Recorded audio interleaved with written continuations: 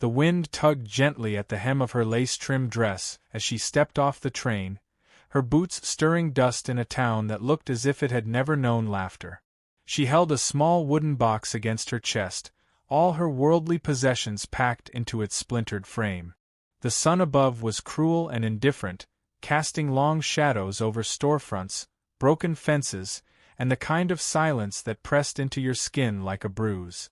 She looked out across the platform, but no one stood waiting. No name was called. No hand reached for hers. Only a lone dog lay panting beneath the shade of a post, as if even it had given up hope. Her name wasn't important, not yet. What mattered was how she carried herself. Not proud, but practiced. The way someone walks who's been told too many times to leave a room quietly. Her chin was high, though. A rebellion she never spoke aloud. She adjusted her shawl and walked forward, careful not to meet anyone's eyes. The town was the kind of place that wore suspicion like a second skin. Women paused their sweeping to glance up. Men leaned on their storefronts just long enough to stare. She kept walking. At the edge of the road stood the man who'd sent the letters. Nathan, he'd called himself. He looked different now. Broader shoulders, thinner lips. His face wasn't cruel, but it wasn't kind either. It was unreadable, like a locked drawer. "You're late," he said, but the words didn't match his tone. They weren't angry, just disappointed, as if she'd already failed at something unspoken. She apologized, though she'd done nothing wrong, and followed him to the wagon. No handshake. No offer to carry her box. He drove fast, the silence between them louder than any storm. Trees whipped by. The road unspooled like a thread she'd never find again. The house stood like a stubborn memory against the earth. Weathered wood, half-mended roof, a porch that sagged like it too had been tired for years. Inside, the air smelled of dust and disuse. He showed her the kitchen. The washroom. A narrow bed in a corner room. "That's yours," he said. Then left without looking back.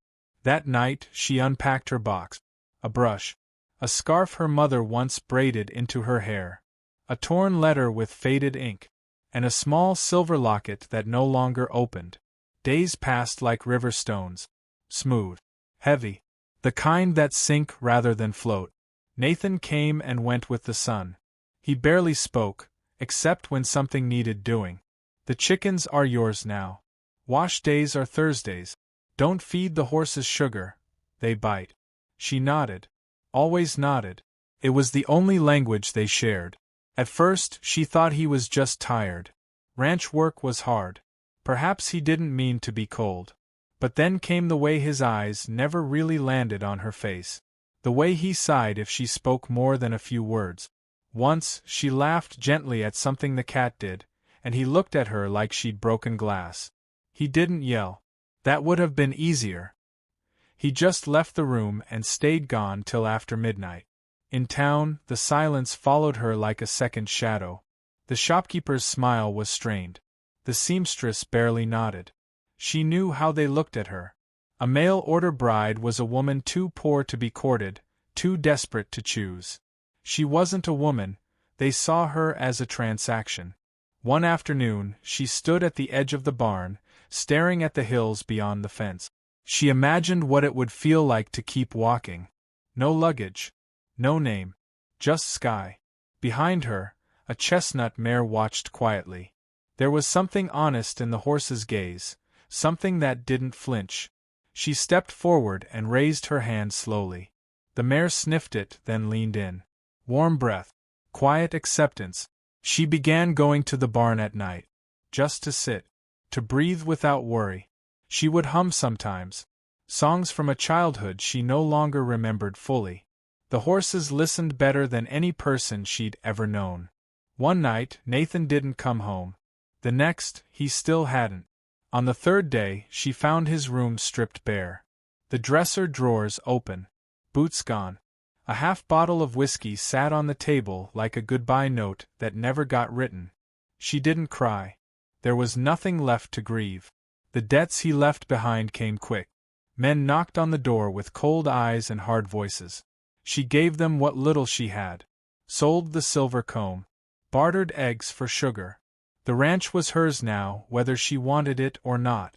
She worked harder than she ever had. Cut wood with blistered hands. Learned how to saddle the horse with trembling fingers.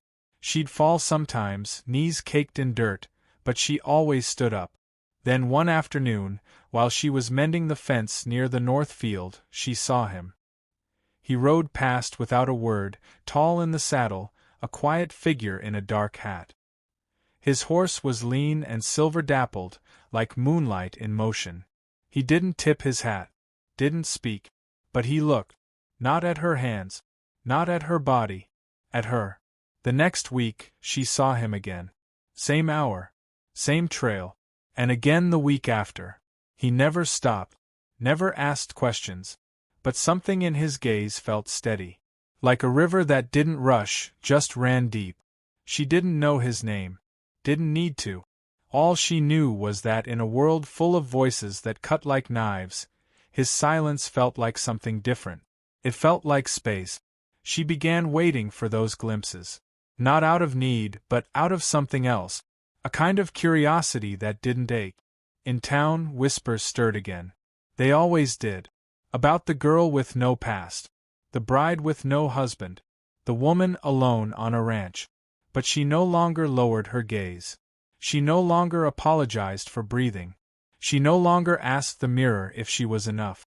Because something inside her had shifted. A small, fragile thing like the first green shoot after winter. Barely there, but alive. And maybe, just maybe, that was the beginning of everything. It began with the wind again, curling around the empty porch posts like a question left unanswered. He had been gone 3 days. The fourth morning came with no trace of his boots by the door, no imprint of his weight on the bed. She checked the stable, the woodshed, the trail that twisted toward town. Nothing. The house was still, too still. Not peaceful, hollow, like breath caught in a chest that had forgotten how to exhale. There was no note, no missing saddle, no sign of struggle, just absence. He had left without sound, like a door quietly closing in the dark. She didn't shout. She didn't run after him. Part of her, the part she'd buried deepest, already knew. In town, they spoke of him the way people do when shame clings to the air. A man who'd made promises with ink and vanished when the cost came due. She was not the first woman he'd misled, someone whispered behind a row of fabric bolt. But she was the one left to carry his name without his presence. The debts he owed curled around her like thorns. A man in a stovepipe hat came to the ranch with ledgers and narrowed eyes. Said she owed for the feed, for the tools, for the horse he hadn't returned. She explained he was gone. The man shrugged. So was the money. She gave up the few coins hidden in a teacup. Traded the gold buttons from her wedding dress for a month's grace. Sewed the cuffs closed with thread instead. The townspeople watched. Some with pity. Others with judgment sharp as razors. The general store clerk smiled too tightly. The preacher's wife nodded too slow, like she was counting each of the girl's sins in her mind. Even the seamstress, who once gave her scraps for free, now turned cold when she asked for needles. But not everyone turned away. The widow named Mara, who ran the bakery, left a wrapped loaf on the porch each Sunday morning. No note. Just bread and kindness. Her daughter, no older than 12, sometimes rode by on a donkey, waving shyly, as if waving might keep the girl from vanishing altogether.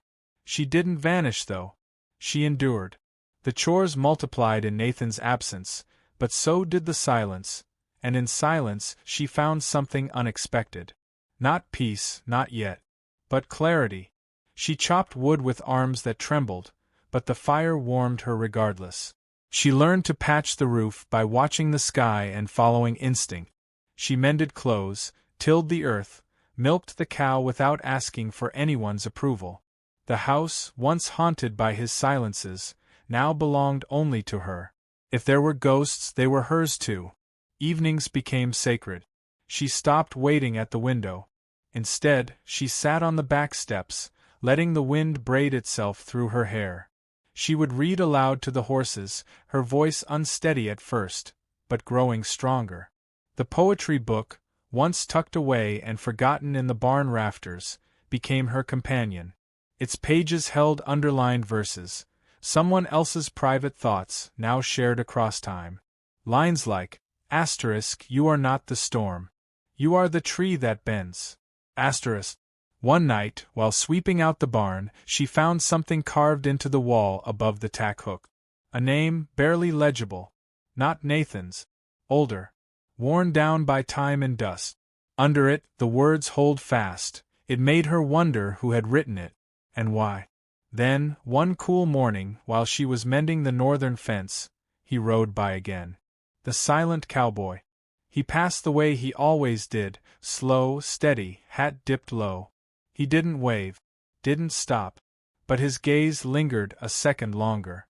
Not enough to make a promise, just enough to be seen. The second time he passed, she nodded. A small movement, more breath than gesture. He returned it, just once, then disappeared into the line of cottonwoods. Each week, like a clock wound by fate, he rode past again. She came to expect it, though never depended on it. Sometimes she'd see his silhouette on the hill just before dusk, pausing for reasons she could never guess.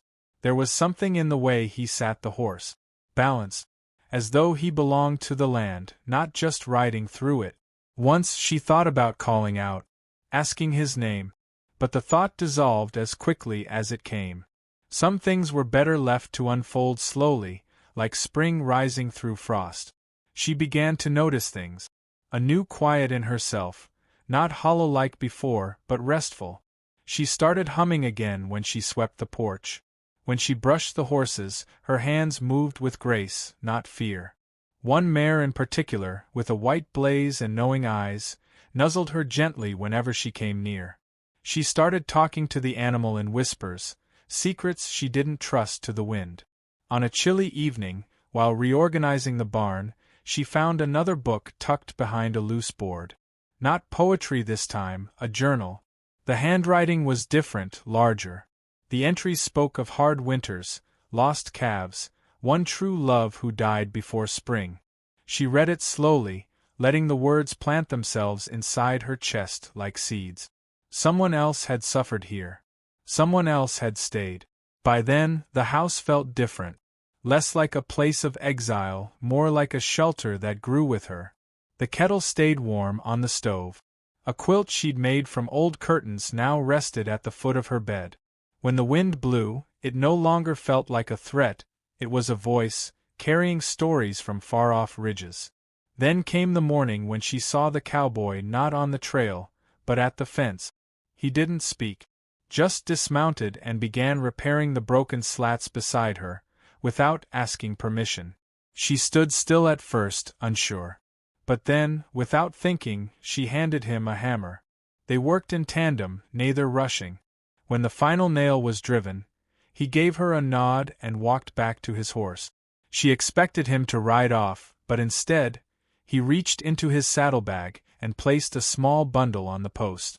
Cloth-wrapped, simple. She opened it after he left. Inside was a book. Older than the others. Leather-bound.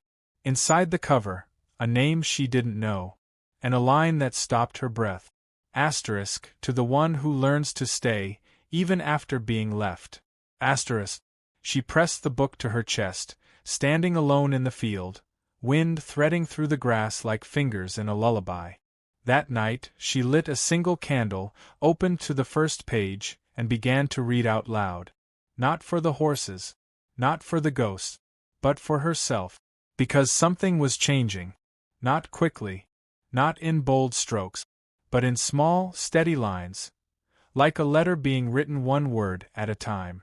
And though she could not see its ending, she knew now. This story would not be written by someone else. It would be hers.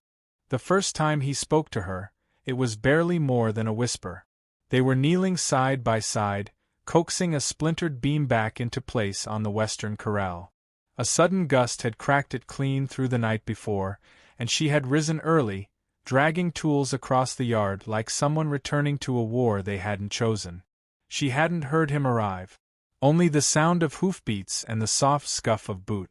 When she looked up, he was already there, crouched at the base of the post with a hammer in hand, as if he'd always belonged to this place. "You missed one," he said, not unkindly, pointing to a nail half-driven and tilted like a drunk man leaning against a wall. She blinked. His voice was low, gravel-smoothed, with the kind of calm that came from years of saying only what mattered. Her cheeks warmed, not with shame, but with the unfamiliar surprise of being gently corrected without judgment.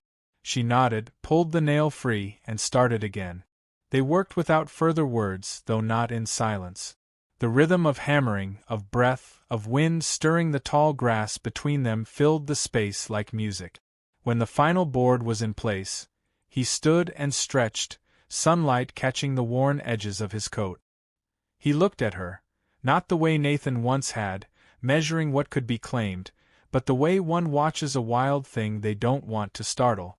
Then he turned and left, leaving behind nothing but the faint impression of boots and the smell of cedar shavings on the air. He returned 2 days later, this time with rope coiled at his side and a new hinge for the barn door. She didn't ask why. He didn't explain. They just moved in tandem, as though they'd rehearsed it all in another life. When the task was done, he sat on the step and she, curiously bold, offered him coffee. He accepted with a quiet nod. They drank in the shade, cups warming their hands. She glanced at him sideways. The lines around his eyes were deep but not bitter. There was something old in his expression, like time had passed through him and smoothed him instead of breaking him. His hat cast a shadow over his brow, but she could still see the trace of something soft in his mouth. Not a smile. Not yet. But the promise of one. He never asked questions. Never pried. And because of that, she began to speak. Not in confessions, but in fragments. Small pieces like feathers drifting down from a bird just out of sight. She told him how the frost liked to sneak under the windowsill in the kitchen. How the mare June kicked at night if the wind rose too high. How she found letters from the previous owner tucked behind loose boards, and how she read them sometimes to feel less alone. He listened with a stillness that made her feel brave. She learned his name from the saddle blanket stitched with faded thread. Hale. She never called him that. Not aloud. But she liked knowing it, like a secret kept in the palm of her hand. Sometimes he'd leave things. A jar of nails. A sharpening stone. Once, a small folded book of poetry so worn the spine had nearly given up. Inside, a page was marked. Asterisk, I have measured out my life with coffee spoons. Asterisk, she didn't know what it meant exactly, but it made her chest ache in a way that wasn't entirely painful. She started leaving things for him too. Fresh biscuits on the rail. A carved whistle hung from the fence post. One day, a scarf stitched from leftover fabric. He took it all without comment, but she noticed he wore the scarf when the first frost came. There was a moment in late October, just as the maples were turning rust and gold, when the air between them changed. It wasn't sudden. Just the quiet realization that their silences had grown companionable. She had finished brushing down the horses, her hands raw and her arms aching. He came to the stable with a small tin of salve and held it out. She hesitated, then opened her palms, letting him apply it with careful, calloused fingers. He didn't speak. Neither did she. But the touch lingered, just long enough to say something words could not. That night, she sat by the fire, the book of poetry open on her lap, and wondered how long it had been since she'd been seen without being stared at. Listened to without being judged. Her chest felt too full and too light all at once, like she'd swallowed both sorrow and grace. Weeks passed. The days cooled, and the sky took on the bruised hue of oncoming winter. He came by more often now. They repaired the well pump, moved hay into the loft. He taught her how to braid leather, how to read a trail, how to mend a saddle cinch before it failed. He never boasted, never instructed like a man showing off. He simply shared. One afternoon, she asked him what silence meant to him. He was mending a stirrup then, seated cross-legged on the porch, the leather creaking beneath his touch. He paused, looked out toward the horizon. When he finally spoke, it was as if the answer had been waiting inside him a long while. Silence is the only thing that ever stayed with me. And that was all he said. But it was enough. She understood. There came a night, deep and starless, when coyotes howled in the distance and the windows quivered with cold. She lit 2 lamps instead of one, set a place for him at the table though she didn't expect him to come. But he did. Just after dusk, boots brushing snow from the porch. He didn't knock. He didn't need to. They shared stew, quiet laughter, and the warmth of shared breath over hot tea. She told him about the locket that no longer opened, and he told her about a child he lost before it ever had a name. When the flames in the hearth dimmed, she didn't offer him the extra bed. He didn't ask. But when she stood, gathering her shawl, he placed a carved wooden figure into her palm, a bird, wings open mid-flight. She looked at him. Really looked. And in that moment something shifted. Not a leap. Not a fall. Just the slow turning of a heart toward light. As he left, he brushed his fingers along the edge of the doorway. Just once. Then disappeared into the snow. She stood there a long while after, holding the wooden bird close, listening to the quiet he left behind. Not empty, not lonely. Safe. And for the first time in as long as she could remember, she didn't feel broken. She felt seen. The snow came quietly that year, as if the sky had grown gentle with age. By mid-December, the ranch was cloaked in white, soft as breath, untouched except for the crisscross of hoof prints and the drag of her boots from stable to house. Winter made the world still, yet within her something stirred, slow and certain as thaw beneath frozen ground. He came more often now. Not every day, but more than absence could explain. His reasons were never named and she never asked. They didn't live in questions. They lived in small gestures. Split kindling, a rehung lantern, a scarf pulled tighter by another's hands. She grew used to the shape of him against the landscape.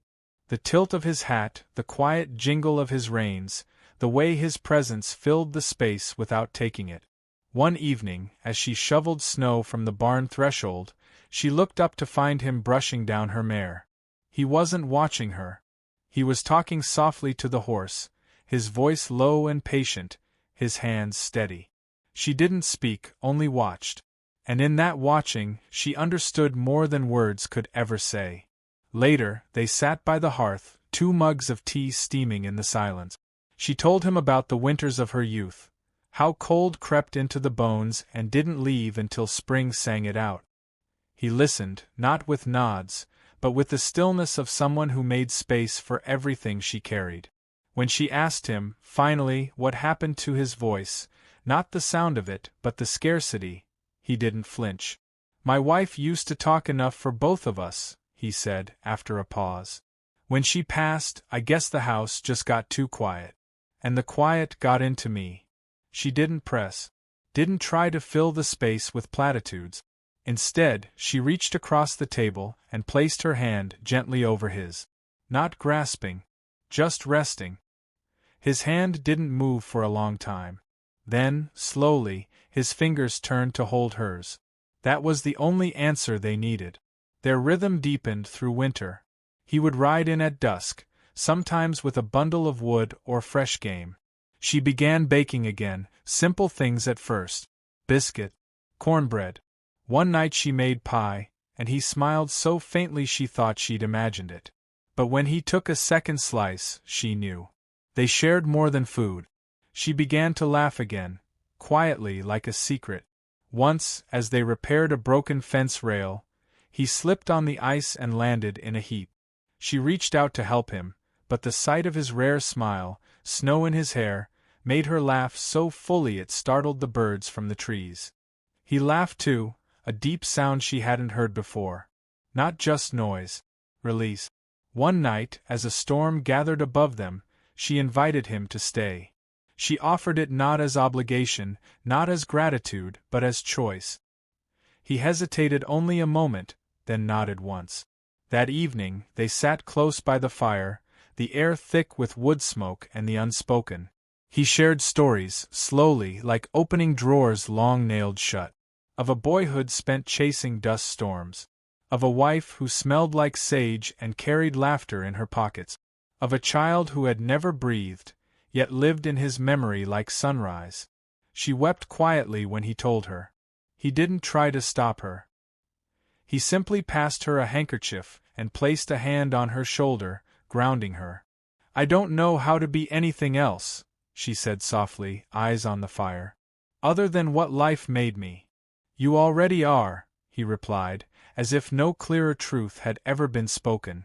Later, when the wind howled against the window panes and snow buried the steps, they stood together by the door. He reached out, slow and certain, and tucked a loose strand of hair behind her ear. Then, with a touch as soft as falling ash, he leaned down and kissed her. It wasn't fiery. It wasn't rushed. It was reverent. He didn't pull her close. Didn't press. Just let their lips meet, linger, part. As if honoring something sacred between them. As if to say, "You are not mine, but you are seen." She closed her eyes, and for a breathless moment, all the bruises the world had left upon her soul faded. He stepped back then, letting the silence settle like fresh snow. She nodded, heart too full for speech. And when she turned to head up the stairs, she didn't feel watched or followed. She felt trusted. He stayed that night, in the small room off the kitchen, where the wind couldn't reach. In the morning, she made coffee and eggs, humming softly as she moved. He joined her at the table, eyes still heavy with sleep, and they shared the meal like two people who'd always belonged in the same silence. That day, they rode out together to the ridgeline beyond the ranch. The world was white and wide, and the horses moved slow through the drift. At the top of the hill, they dismounted and stood side by side, breath curling into the cold air. She looked out over the valley, her heart beating steady. For the first time in years, she didn't feel like she was waiting for something to fall apart. She felt grounded. "I thought love had to be loud," she said, voice barely more than a whisper. "That it had to fight and burn and prove itself." His eyes stayed on the sky. "No. Sometimes it just stays." That night, when they returned, she placed the wooden bird he had carved back on the mantel. It had once been a gift of care. Now it was a symbol. Of what had been built slowly, gently, honestly. Of how something quiet could carry strength. As spring began to whisper through the snowbanks, the air smelled different, like possibility. The icicles dripped. The horses grew restless. And in her chest, something bloomed, not love as lightning, but love as sun on thawed ground. She did not say it aloud. Not yet. But when he took her hand the next evening and placed it over his heart, she didn't need to hear the words. They had already been spoken in every silence he had ever given her, and in every piece of herself she had finally allowed to return. The thaw came slowly, like a breath drawn after too long underwater. Patches of earth began to show through the snowdrifts, brown and eager. Birds returned with tentative song. The ranch creaked and yawned its way into spring, the air still crisp, but no longer cruel. Inside the house, the fire burned smaller now, replaced by open windows and the soft music of wind in the curtains. She moved differently these days, still careful, but not afraid. Her body no longer braced for storms that wouldn't come. Her hands bore the marks of labor, but also the grace of choice. He was there most days now. They shared chores, meals, silences. When he spoke, it was soft. When she laughed, it came without permission. Their love was not shouted, not flaunted. It was worn like a second skin, known only to them and the land that held them. But peace, she knew, did not erase the past. It simply made room for it. It happened on a Sunday.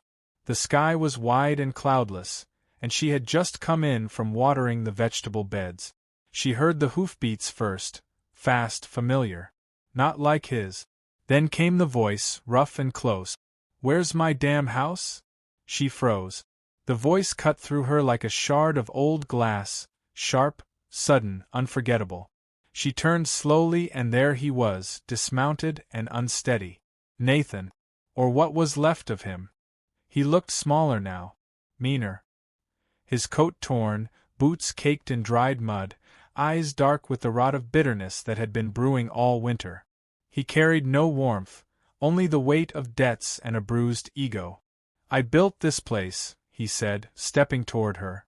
"You think you get to keep it just 'cause I left for a while?" She didn't move. Her hands trembled, but she held her ground.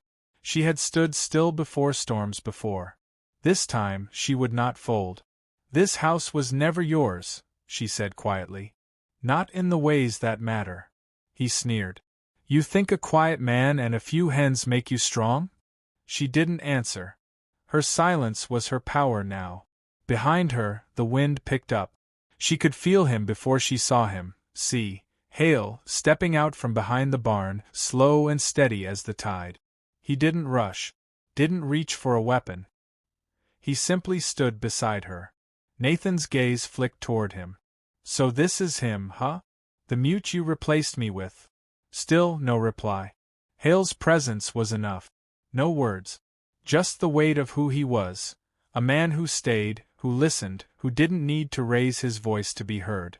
Nathan stepped closer, raising his arm like he might strike, some last desperate play for control. And it was then the shopkeeper's daughter appeared at the gate, Mara just behind her. Then two men from the livery. Then the preacher, walking slowly up the road. They hadn't been summoned. But somehow they had come. Nathan looked around, his swagger shrinking. The townsfolk didn't speak, didn't shout. They simply stood and watched. A wall of witness. And in their watching, they offered her something more powerful than protection. They offered her dignity. "You'll leave now," Mara said calmly, arms crossed. "And you won't come back." Nathan sputtered, cursed, threw one last glare in her direction. But he turned, got back on his horse, and disappeared the way he'd arrived, angry, empty, and alone. She didn't cry. Not then. She let the silence after his departure fill her chest like fresh air. Hale stood beside her, quiet as always, but his hand found hers and held it gently, grounding her back into the moment. They didn't speak of Nathan again. Spring deepened. The soil warmed. The first sprouts peeked through the garden beds. She mended the roof with Hale by her side, their movements in harmony, no words needed. He began staying through the night, his presence as natural now as sunrise. They slept beside each other, breath meeting breath, no fear between them. One morning, while dusting the mantel, she found the wooden bird again, the one he had carved and left long ago. She lifted it in her palm, traced its wings. Something in her heart swelled, not with yearning, but with the fullness of now. Later that week, she asked him if he'd mind building a swing for the porch. He nodded, and by sunset it was there, sturdy, smooth, hung with care. She sat on it often, watching the fields sway in the breeze. Sometimes he'd join her, a book in his lap, her head resting against his shoulder. They never said "I love you." They didn't need to. It was in the way he left the porch light burning when he came in late. The way she made extra biscuits, knowing he'd eat too. The way they could sit for hours and never grow restless. One night, with a red sky settling beyond the hills, they stood at the gate together. She leaned into him, the side of her face resting just beneath his collarbone. "Do you think it matters," she asked softly, "how broken we were before this?" He placed his hand over hers, squeezing once. "No," he said. "Only that we stayed long enough to grow back." She smiled, eyes misted, breath light. They married without ceremony. No preacher. No dresses or lace. Just a sunrise and 2 rings hammered from old spoons. She placed hers on her finger as the light touched the land, and in that quiet morning, their vows were simple: to listen, to remain, to walk beside each other even when the trail went quiet. Years passed. The ranch grew. So did the garden. So did her voice. She wrote letters now, to women far away, answering ads not for husbands but for work. One day, a young girl stepped off the same platform she once had, carrying a box not unlike hers. She greeted her with open arms, offered a warm meal, a soft bed, and a promise. "It's not silence you're afraid of, sweetheart. she said, pressing a hand to the girl's shoulder. It's peace. And you'll find it here. That night, she sat beside the fire, the poetry book once more in her hands. Hale sat nearby, whittling something small, a new bird for the girl's windowsill. She turned to him, heart quiet but full. I used to think I was born to be hurt, she whispered. He looked at her, eyes soft. And now? She smiled. Now I know I was meant to heal. Outside, the wind moved gently through the trees, not as a warning, but a lullaby. And within the house they'd made, love breathed, steady and deep, no longer silent, but safe.